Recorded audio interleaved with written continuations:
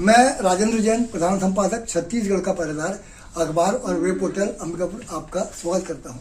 जैसा कि आप सभी जानते हैं कि गत 6 अक्टूबर 2025 को मुख्य चिकित्सा अधिकारी के समक्ष पैरामेडिकल के कोर्स करने वाले बच्चों ने और उनके अभिभावकों ने एक विशाल धरना दिया था, जिसके आयोजक थे हमारे सुजानदीन जी हमारे कार्यालय में आए हुए हैं। मैं जानना चाहूँगा कि सर आपके उस धरना प्रदर्शन का क्या हुआ श्री सुजानदीन जी?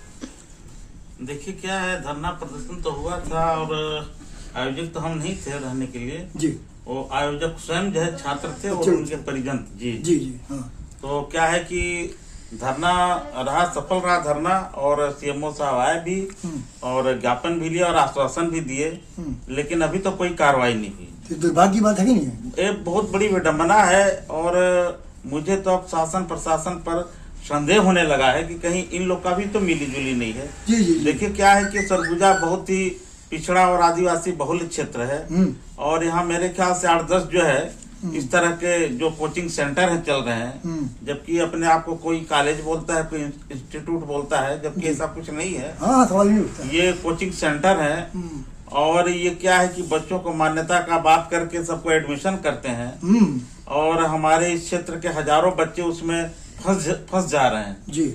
और फंसने का मतलब ये हो रहा है कि इनको जब मान्यता नहीं है, छत्तीसगढ़ शासन से मान्यता नहीं है, तो फिर ये लोग कैसे चला रहे हैं? नहीं सर, जहाँ तक मुझे जानकारी मिली है कि लोग बच्चों को शहडोल ले जाते हैं, भोपाल ले जाते हैं, वहाँ परीक्षा दिलाते हैं, किसी और विश्वविद्यालय से इन लोग को डिग्री दिलाते हैं एमपी की, फिर एमपी के जो वहाँ का जो परिषद है पैरामेडिकल का, उससे पंजीयन कराते हैं, फिर वहाँ उस सर्टिफिकेट को फिर छत्तीसगढ़ जो पैरामेडिकल काउंसिल है उसमें ट्रांसफर करते हैं। ये इनका खेल है। हाँ, आप सही बोल रहे हैं, लेकिन ये बात जो है ना, ये बच्चों को नहीं मालूम होता है। ये हमने कहा ना कि ये कॉलेज या इंस्टीट्यूट बोलते हैं, जबकि ये कोचिंग सेंटर है। जी जी, मार्गदर्शन। हाँ, तो ऐसा करते हैं और इनको बच्चों को बहुत परेशानी का सामना करना पड़ता है। फिर वहां से यदि यहाँ आ भी गए डिग्री डिप्लोमा ले करके, तो फिर यहाँ के जो परिषद है, काउंसिल है, वहां जब रजिस्ट्रेशन के लिए जाते हैं तो वहां भी लंबी मोटी रकम जो है देनी पड़ती, तब जाकर के इनका पंजीयन होता है। कहने का मतलब हमारा ये है कि जहां पर 1000 लगना चाहिए वहां 3000 5000 लग रहा है, मैंने 3 गुना 5 गुना खर्च हो रहा है। वो तो खैर इन लोग की फीस भी लोग बहुत ज्यादा फीस लेते हैं। फीस भी ज्यादा 60,000 65,000 70,000 ये बहुत ही लूट मचा के रखे हैं पैरामेडिकल संस्थाएं वाले। बिल्कुल। तो जैसे अब आपका ये अभियान तो आपका मेरे ख्याल से सफल रहा। सबसे बड़ी बात की मीडिया मैनेजमेंट भी मेरे को बड़ा आश्चर्य लग रहा है कि इतना बड़ा धरना प्रदर्शन की घटना को एक भी दैनिक अखबार वालों ने कवर नहीं किया। बहुत ही दुर्भाग्य का विषय है। क्या मीडिया बिका हुआ है? देखिए, इससे इनकार भी नहीं किया जा सकता। आजकल क्या है कि ले दो काम किनारे हो जाता है और ये सब अब बता तो रहा हूँ कि करोड़ों रुपए का इनका कारोबार चल रहा है। एक इंस्टीट्यूट का जो है ना, एक कोचिंग सेंटर का करोड़ों रुपए का जी। आप यदि मान लीजिए कई तो ट्रेड है और सब में कम से कम 2 वर्षी तो है ही है, 2 वर्षी 3 वर्षी ऐसे इस तरह से 3.5 वर्षी, तो इसमें हजारों रुपए खर्च होते हैं। मतलब कई तो ब्रांच चल रहा है, कई तो ट्रेड चल रहा है, 8-10 हर उसमें ट्रेड चल रहा है। तो आप सोच लीजिए, मतलब 1000-1500 बच्चे तो हैं। कुछ बच्चों का परीक्षा हो गई, मार्कशीट रिजल्ट निकल गया, लेकिन मार्कशीट नहीं मिलती है।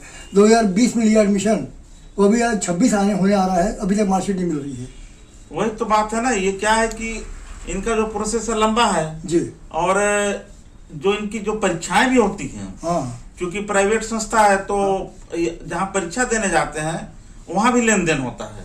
तो खैर, और सबसे बड़ी बात यह है कि ये लोग किसी तरह से डिग्री तो दे देते हैं, लेकिन ये बच्चे किसी काम के नहीं रहते। एक्चुअली में जो जिस पाठ्यक्रम के हिसाब जो पाठ्यक्रम है, जो सिलेबस है, वो तो पढ़ाई कराते नहीं लोग, पढ़ाई नहीं कराते, बकवास करते हैं। तो और मतलब चूंकि अब आपका अगला कदम क्या होगा सर? आप हमारा देखिए अगला कदम यही है कि हम माननीय स्वास्थ्य मंत्री जी से मिलेंगे और माननीय मुख्यमंत्री जी से मिलेंगे। अच्छा। और इनकी शिकायत हम करेंगे बंद कराने के लिए, बंद कराने, टोटली हम बंद कराने जी। बिल्कुल, जब मान्यता नहीं है तो इसको बंद किया जाए जी। और आगे भी हम पत्र लिखेंगे, माननीय प्रधानमंत्री, राष्ट्रपति, सबको लिखेंगे, ये बात तय है, लेकिन इसको बंद कराएंगे। धन्यवाद सर समय देने के लिए आपको।